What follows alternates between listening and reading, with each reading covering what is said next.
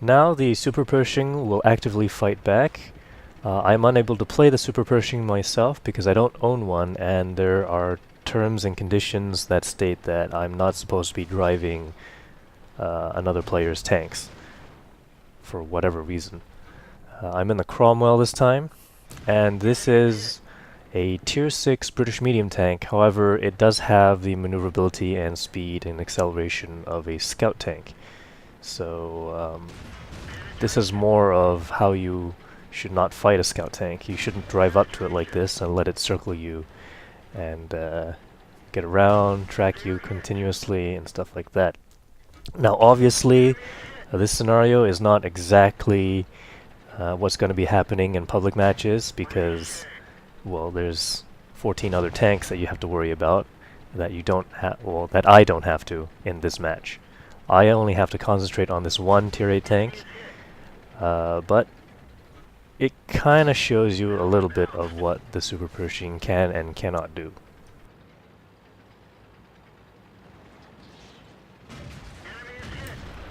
As you can see, I am letting myself take some hits so that I can actually get in close enough and avoid the preceding hits, sorry, future hits from the Super Pershing.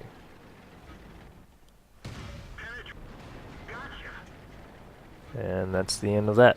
Next tank, we've got, well, I've got the Black Prince, and Konzo is taking an alternate route to our meeting point, basically. However, he got spotted.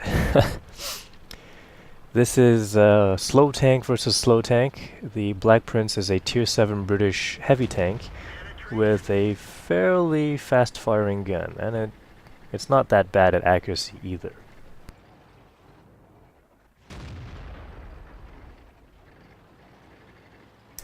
Now you can see I'm trying to poke out cautiously, and Konzo is doing exactly the same thing. He is backing up a little bit too much, but it could be a tactic in a public match where people will assume that you're going the other direction because your icon is moving that way. As you can see, I'm actually looking in the other direction. But the aiming time on the Black Prince manages to be good enough so I can snapshot in, and Konzo gets a nice shot in as well.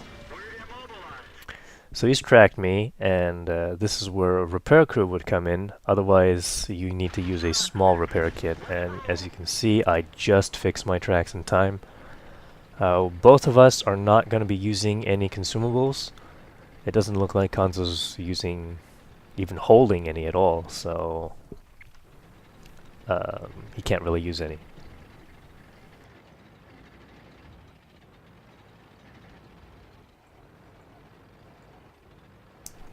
This is the typical way that most tank drivers play. They kind of peek out. Well, I'm talking about my Black Prince view right now. I'm just driving forward, showing the front of my tank, and he's going through all the weak points right now, as you can see right there. Still doing it, but now I'm going to start side scraping. And the 170mm penetration cannon on the Super Pershing does not do well to that.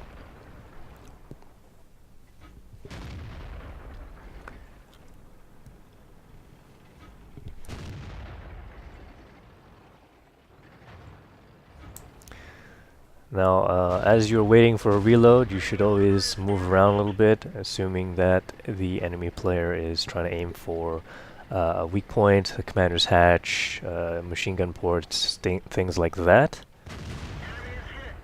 And I'm just going to rock back and forth so that he can't get in a good aim. He does kind of the same thing on some of these matches, but it doesn't work out extremely well. And the Black Prince's 171mm penetration is working pretty well so far. Nothing much happening right now. We're basically dancing around and trying not to get hit. I'm on low health, and he is also on low health.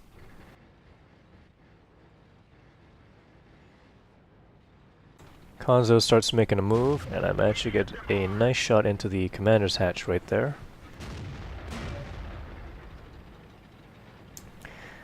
Now he's finally moving out and using that frontal hull armor, and I managed to ram a track out of him.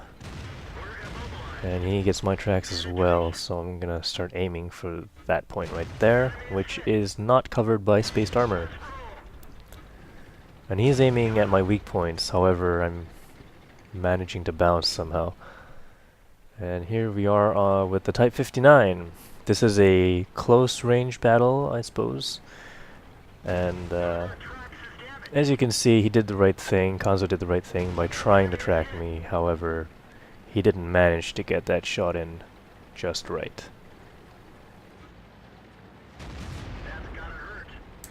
This is typically what you're gonna expect from medium tanks. They're gonna circle you. Now you may be able to get your turret on them once again, like he's done right here. However, I'm anticipating this so that every time he gets his gun or he's ready to shoot me, I've got, well, I'm trying to angle my armor appropriately. This is a longer range encounter where we start off from the base, and I'm moving forward to see if I can spot him first, but we both get spotted at the same time. And he bounces off of me. I manage to track on him, and he's going to blind fire and manage to track and damage me at the same time. As you can see from a longer distance, the Type 59 is not as well off, I should say. So closing the distance with medium tanks against a Super Pershing is what you want to do. So next shot in is, well, I'm going to track him, and I'm going to get up closer, and hopefully I can perform as I did before.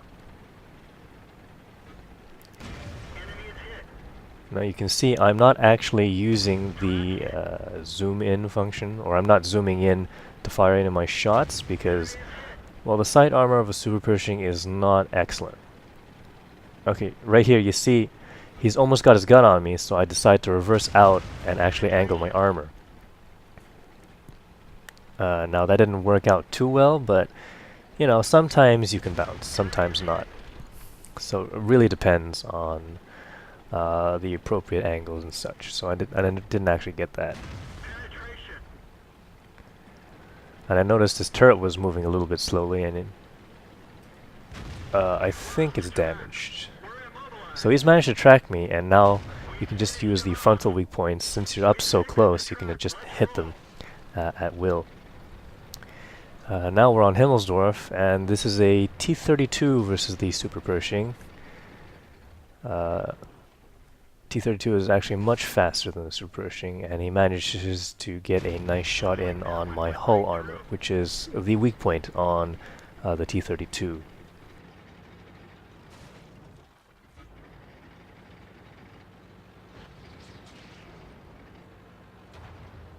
Alright, so he's trying to get into cover. I managed to get a nice, well, another shot in onto his side armor. And you should try to avoid showing your side, well, of the Super Pershing to enemy tanks, because, well, you don't have much armor there. And most of it is on the front, and it's all spaced.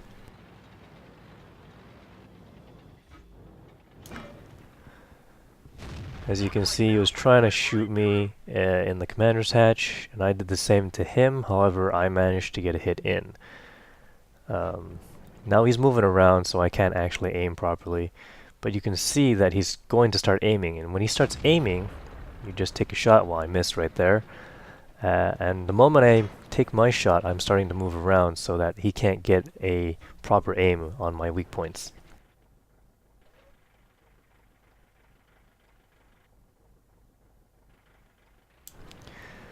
Alright, so Konzo is moving over in this direction to see if he can get in a sneaky shot on me. However, he didn't wait for the, I believe it's 3 seconds for the spot to disappear. And that means I can see his tank icon moving along, and you can see I anticipated that he was going to try and pop out from that window. that can be used to your advantage at some points in time. There we go. Another shot into the commander's hatch of the Super Pershing. And Kanzo goes out. He just fired an HE shell into the thickest part of my armor. So it didn't do much damage. And now I can just fire into his tracks at will. Next tank is the KV-4. And this is really just a closer, I suppose. Because the KV-4 has 180 millimeters of armor on the front, and the Super Pershing only has 170 millimeters of penetration, so you can't really penetrate the front of a KV-4. And this is just to show you that when you're facing a KV-4, don't face it from the front. There's really nothing you can do about it. Even aiming at weak point it's hard to penetrate a KV-4.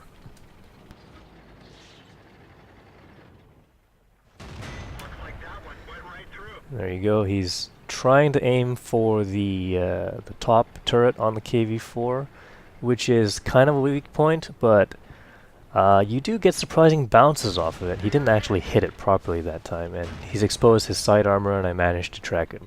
So the KV-4, you just want to avoid them or get shots in onto its side, because you can't really do much right there. Thanks for watching. Please press that like button and leave some comments. I'll see you in future videos.